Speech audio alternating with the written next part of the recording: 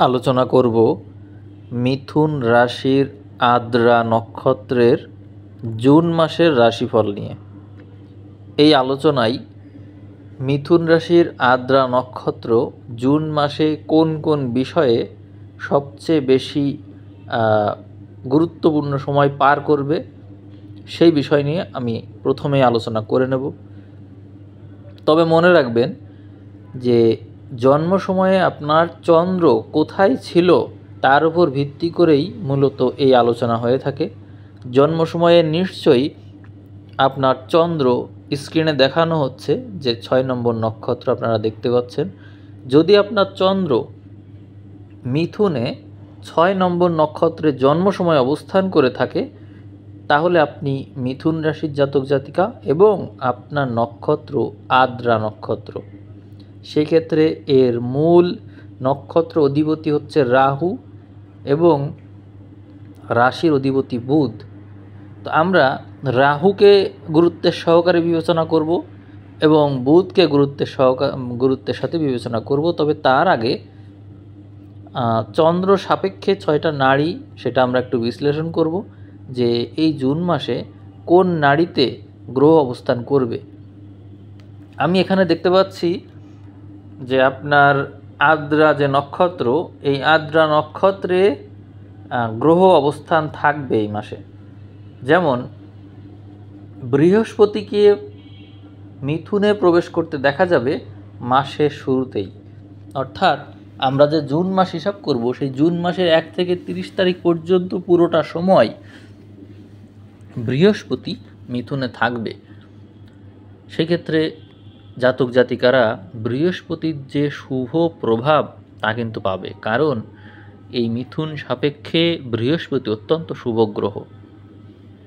এবং আদ্রা নক্ষত্রে 15 তারিখ থেকে 30 তারিখ পর্যন্ত বৃহস্পতি অবস্থান করবে, যার কারণে জাতক জাতিকাদের স্বাস্থ্য সংক্রান্ত যত বিষয় আছে সব বিষয়ে একটা সহজ সমাধান তারা পাবে। যদি রোগ ব্যাধি থেকে থাকে তাহলে তার নিবারণ হবে। যদি মাথায় এমন কোনো চিন্তা থেকে থাকে যা থেকে তারা বের হতে পারছিল না সেটার একটা সমাধান হবে।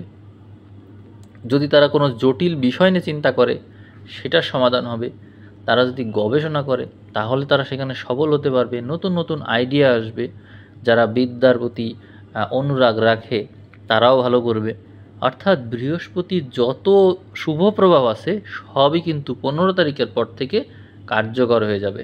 তবে 1 তারিখ থেকে আপনারা এর ফলাফলটা পাওয়া শুরু করে দিবেন। এরপরে বুধকে দেখতে পাচ্ছি 10 থেকে 20 তারিখ পর্যন্ত মিথুনে অবস্থান করতে।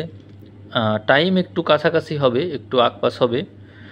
তবে এখানে আদ্রা নক্ষত্রের 10 থেকে 15 তারিখের যে একটা অবস্থান, এই সময়ে কিন্তু আপনারা অত্যন্ত শুভ ফল পাবেন, কারণ এই মিথুনের অধিপতি বুধ সে আদ্রা নক্ষত্র অবস্থান করার কারণে সে একই সাথে সক্ষেত্রী এবং এই নক্ষত্র অবস্থান করার কারণে 10 থেকে 15 তারিখ এই সময়টা কিন্তু আপনাদের জন্য অত্যন্ত শুভ সময়। এরপরে 15 তারিখ থেকে বৃহস্পতির মতনই 15 তারিখ থেকে 30 তারিখ পর্যন্ত রবি এই মিথুনে অবস্থান করবে। তো তাহলে আপনারা দেখতে পাচ্ছেন মিথুনে রবি, বুধ এবং বৃহস্পতির অবস্থান থাকছে। তো এই যে মাসে, এই জুন মাসে রবি, বুধ এবং বৃহস্পতির অবস্থান, এই 3টা গ্রহই কিন্তু মিথুনের সাপেক্ষে অত্যন্ত শুভ। কারণ মিথুনের মূল অধিপতি বুধ, সেখানে রবি ভালো ফল দেয়, বৃহস্পতি বুধ তো এমনিই ভালো ফল দেয়। তবে আদ্রা নক্ষত্রের জাতক জাতিকাদের জন্য রবির প্রভাবটা কেমন হবে সেটা একটু বোঝা দরকার, কারণ আদ্রা হচ্ছে রাহুর নক্ষত্র।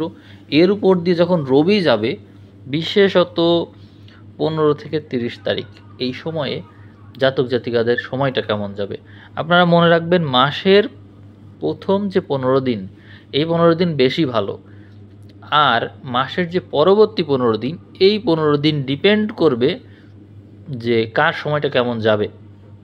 জন্ম সময়ে আপনাদের রাহুর অবস্থান যদি রবির সাথে শত্রু সম্বন্ধীয় হয়ে থাকে তাহলে সময়টা খারাপ যাবে, আর যদি রাহুর সম্পর্ক রবির সাথে শত্রু সম্বন্ধীয় না হয় তাহলে মাসের যে পরবর্তী 15 দিন, এটার আপনারা ভালোই পার করতে পারবেন। এক্ষেত্রে রবি আপনাদের যথেষ্ট হেল্প করবে, কারণ রাহুর কাজ হচ্ছে যে কোনো কিছুকে বৃদ্ধি করা, আর রবি যখন তার উপর দিয়ে যাবে তখন আপনারা নানান বিষয়ে আপনারা যে সমস্ত কর্মকাণ্ডের সাথে আছেন সেই বিষয়ে আপনারা একটা উদ্দীপ্ততা লক্ষ্য করবেন। সেটা যথেষ্ট সুনাম এনে দিতে পারে, অর্থকড়ি বা পদের উন্নতি, নানান বিষয়ে আপনাকে যথেষ্ট হেল্প করবে।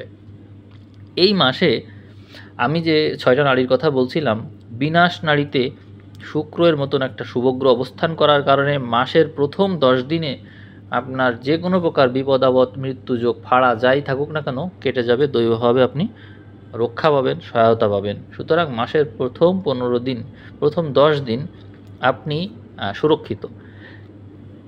এরপরে কিছু কি পয়েন্টস আমি আইডেন্টিফাই করেছি যেগুলো নিয়ে কথা বলবো। এই মাসে যে বিষয়গুলো অবশ্যই ঘটবে, যেমন ব্যবসায়ে সফলতা।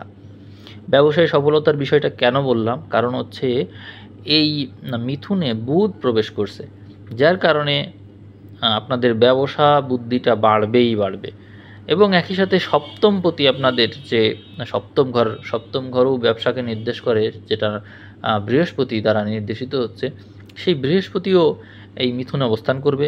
অতএব ব্যবসায় যে আপনি সফল হবেন বা ব্যবসা বুদ্ধি যে আপনার মাথায় খেলবে, এ নিয়ে কোনো সন্দেহই নেই। আপনারা লিখে রাখতে পারেন যে ব্যবসা বুদ্ধি আপনাদেরকে অবশ্যই প্রভাবিত করবে এই মাসে। যারা এই বিষয়টাকে নিয়ন্ত্রণ করতে পারবে, এই অনুযায়ী কাজ করতে পারবে, তারা বিরাট বড় সফলতার মুখ দেখবে।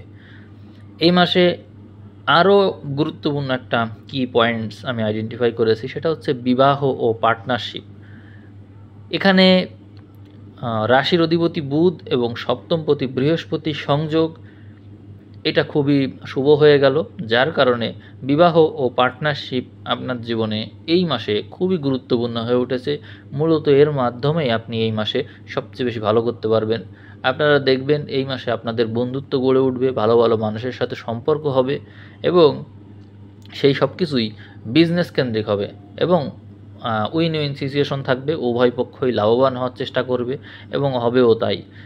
তো বুধ বৃহস্পতির সংযোগ আপনাকে বিবাহের প্রতি আগ্রহী করবে এবং যারা বিবাহিত অলরেডি আছেন তারা বিবাহিত জীবনে তাদের নিজেদের মধ্যে সমঝোতা করে নেওয়ার যে বৈশিষ্ট্য সেগুলো বাড়বে। ফলে সংসার জীবনে উন্নতি, বোঝাপড়ার উন্নতি এবং সব কিছু ম্যানেজ করার বিষয়ে যে উন্নতি, সেটি কিন্তু স্পষ্টভাবেই দেখা যাবে। পরবর্তী কি পয়েন্টস হচ্ছে জ্ঞান, বুদ্ধি, বিদ্যা এবং উচ্চতর ডিগ্রি। এই মাসে এইগুলোও ঘটতে চলেছে, অর্থাৎ জ্ঞান, বুদ্ধি এগুলো অবশ্যই বাড়বে, বিদ্যার প্রতি অনুরাগ বাড়বে এবং উচ্চতর ডিগ্রি লাভের জন্য ভিতরে উচ্চাকাঙ্ক্ষা থাকবে।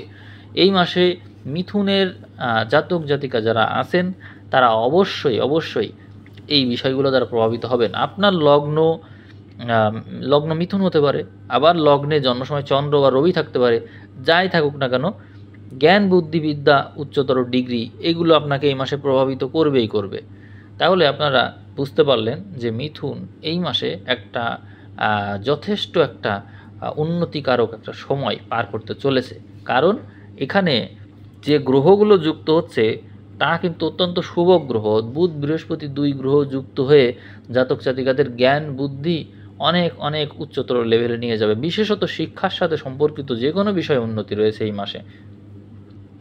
এছাড়াও জাতক জাতিকাদের গবেষণায় উন্নতি দেখা যাচ্ছে, কারণ জ্ঞান এবং বুদ্ধির সংযোগ এবং তৃতীয় কেতুর অবস্থান জাতক জাতিকাদেরকে গবেষণার দিকে নিয়ে যাবে এবং অধিকাংশই এই বিষয়ে উন্নতি করবে।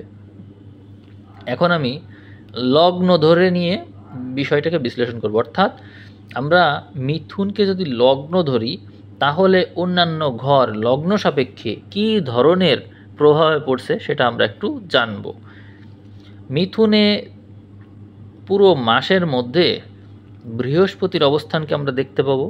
বৃহস্পতি কি করবে? বৃহস্পতি সপ্তম ও দশমপতি অর্থাৎ দুটো কেন্দ্রের অধিপতি হয়ে সে যেহেতু লগ্নে বসেছে, সুতরাং বৃহস্পতি জাতক জাতিকাদের ব্যবসা, পার্টনারশিপ, জ্ঞান, বুদ্ধিবিদ্যা, উচ্চতর ডিগ্রি এই সমস্ত বিষয়ে সফলতা এনে দেবে। বিবাহিত জীবনে, কর্মজীবনে সব কিছুতে সফলতা এনে দেবে এবং বুধের সাথে তার সংযোগ হওয়ার কারণে এটা হচ্ছে লগ্নপতি ও চতুর্থপতি, অর্থাৎ 4টা কেন্দ্রের সংযোগ এক জায়গায় হওয়ার কারণে জাতক জাতিকা জীবনের যে মূল যে বেসিক যে জায়গাগুলো সেই জায়গায় অবশ্যই উন্নতি করবে। এবং অনেকেরই চাকরি ক্ষেত্রে প্রমোশনের বিরাট সম্ভাবনা রয়েছে, অনেকেরই চাকরিও হবে এই মাসে। যেখানে মঙ্গল দেখতে পাচ্ছি যে তৃতীয় চলে যাচ্ছে। তৃতীয় ঘর হচ্ছে মঙ্গলের জন্য অত্যন্ত শক্তিশালী একটা ঘর। মঙ্গল তৃতীয় যা মাত্রই জাতক জাতিকাদের ভাগ্য খুলে যাবে, অর্থাৎ 10 তারিখের পর থেকে আপনারা এই প্রভাবটা খুব স্পষ্টভাবেই পেতে শুরু করবেন। আপনারা দেখবেন আপনাদের কর্মবল বেড়েছে এবং আপনাদের কর্মক্ষেত্রের যে পরিবর্তন সেটা কিন্তু আপনাদেরকে বড় ধরনের উন্নতির দিকে নিয়ে যাবে, অধিক ধন সম্পত্তি আয়ের দিকে নিয়ে যাবে। আপনারা 10 তারিখের আগে যে সময়টা পার করছেন সেখানেও মঙ্গল ভালো অবস্থানে ছিল সম্পত্তির ঘরে, কিন্তু মঙ্গল একটু দুর্বল ছিল, কিন্তু পরবর্তীতে মঙ্গলের অবস্থান অত্যন্ত পাকাপোক্ত হয়েছে। আপনাদের মূল নক্ষত্র অধিপতি রাহু সে নবমে অবস্থান করছে।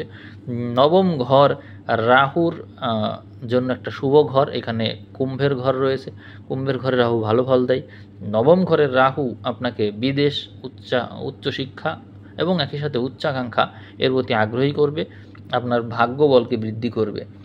রাহু আপনার মূল নক্ষত্র অধিপতি, সে নবমে থাকার কারণে অবশ্যই আপনি ভালো একটা ফল পেতে চলেছেন। এইদিকে দশমে চলে যাচ্ছে নবমপতি দশমে, অর্থাৎ শনি দশমে থাকার কারণে কর্মক্ষেত্রে আপনি একটা স্থিতি অবস্থা অর্জন করবেন, অর্থাৎ এখানে আপনার প্রমোশন বা পজিশন এই জিনিসগুলো আপনাকে উচ্চতর পর্যায়ে নিয়ে যাবে, সম্মানজনক জায়গায় নিয়ে যাবে। এটা আপনার সাথে নিশ্চিতভাবেই ঘটতে চলেছে। যারা কর্মে আছে তারা দেখতে পাবেন আপনাদের অবস্থান কত দ্রুত উচ্চতর পর্যায়ে চলে যাচ্ছে। এদিকে শুক্রকে আমরা একাদশ এবং দ্বাদশে অবস্থান করতে দেখব। শুক্র একাদশে থাকলেও ভালো ফল দিচ্ছে, আপনাকে লাভবান করাবে, বা দ্বাদশে থাকলেও সকেত্রী হওয়ার কারণে বৈদেশিক ভাগ্যকে শুভ করে তুলেছে। অর্থাৎ আপনি এই শুক্র দ্বারা এই মাসে যথেষ্ট ভালো করবেন। শুক্র আপনার পঞ্চমপতি, সুতরাং আপনি বিদ্যা বুদ্ধির কারণে, উচ্চশিক্ষার কারণে বিদেশ ভ্রমণ করতে পারেন। মাসের শেষের দিকে এই অপরচুনিটি আপনার দেখতে পাওয়া যাবে। এরপরে আমরা বিশ্লেষণ করব রাহু এবং কেতুকে নিয়ে। কেতু আপনার তৃতীয় যাচ্ছে, যার কারণে ভাইয়ের সাথে একটু বোঝাপড়া একটু সমস্যা করতে পারে, কিন্তু সেই বিষয়কে গুরুত্ব না দিয়ে আপনি আপনার নিজের কাজে মন দিবেন, সেটাই বলবো। আর ভুল বোঝাবুঝি থাকবেই, সেটা নিয়ে কাজ না করে গবেষণামূলক কাজ করলে বেশি উন্নতি করবেন। আপনার জন্মছকে কী ধরনের গ্রহ সংযোগ আছে তা তো আমি জানি না, কিন্তু আপনাদেরকে আমি বলবো যে এই মাসটা আপনাদের জন্য অত্যন্ত শুভ একটা মাস। শনির দশম অবস্থান, রাহুর নবম অবস্থান এবং অন্যান্য গ্রহের ভিতরে দুটো যে শুভ গ্রহ আছে সেই বুধ বৃহস্পতি আপনার লগ্নে অবস্থান করবে বা রাশিতে অবস্থান করবে। 3 নাম্বার ঘরে প্রচেষ্টাকারক মঙ্গল এবং কেতু থাকছে, যারা অত্যন্ত শুভ ফল দিবে এখানে। মোট কথা আদ্রা নক্ষত্রের এই জুন মাসটা অবশ্যই ভালো যাবে। যদি আপনার জন্ম সময়ে গ্রহ নক্ষত্রের অবস্থান শুভ হয়ে থাকে তাহলে জুন মাস আপনার জন্য অত্যন্ত শুভ একটা ফল নিয়ে আসবে। এই মাসে আপনি আপনার ভাগ্যকে অনেক দূর পর্যন্ত বর্ধিত করতে পারবেন। আমি একটা পরামর্শ সবসময় দিয়ে থাকি, আদ্রা নক্ষত্রের জাতক জাতিকারা একটু অস্থির মনা হয়ে থাকে, বেশি উচ্চাকাঙ্ক্ষী হয়ে থাকে, বেশি ছটফটে হয়ে থাকে। আমি তাদেরকে শান্ত থাকার পরামর্শ দেব, মেডিটেশন প্রাণায়াম করার পরামর্শ দেব। যদিও তারা এগুলো করার সময় পায় না, তারপরও আমি তাদেরকে বলবো যে আপনারা অন্তত পোশাকের রঙটা একটু পরিবর্তন করবেন। পোশাকের ক্ষেত্রে আপনারা সবুজ রং ব্যবহার করতে পারেন বা ফিরোজা রং, গোলাপি রং এগুলো ব্যবহার করতে পারেন। এটি আপনাদেরকে যথেষ্ট শুভ ফল এনে দিতে পারে। এছাড়াও আমি আপনাদেরকে পরামর্শ দেব যে আপনারা যদি শুভ মোবাইল নাম্বার ব্যবহার করতে পারেন সেটা ভালো হয়। মোবাইল নাম্বারের শেষে অবশ্যই শুভ সংখ্যা ব্যবহার করবেন। এই পরামর্শ দিয়ে আজকে আমি আমার আলোচনা শেষ করব।